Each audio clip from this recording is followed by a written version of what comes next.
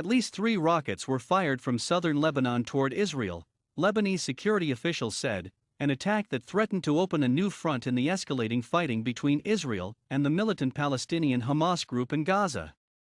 It was unclear who was responsible for the attack or where the rockets landed, according to the officials, who spoke on condition of anonymity in line with regulations. The rockets were launched from the Qlayleh area north of Naqoura, near the border with Israel.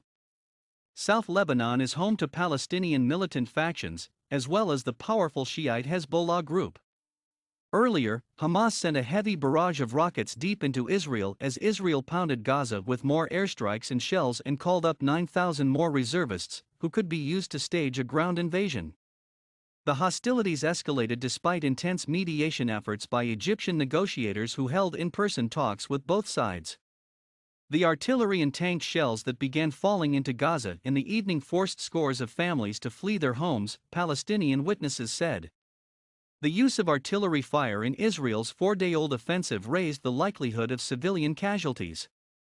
While some rocket attacks have reached the Tel Aviv area, Arab and Jewish mobs have rampaged through the streets, savagely beating people and torching cars. Flights have been cancelled or diverted away from the country's main airport. Weary Palestinians, meanwhile, somberly marked the end of the Muslim holy month of Ramadan as militants fired one barrage of rockets after another and Israel carried out waves of bone-rattling airstrikes.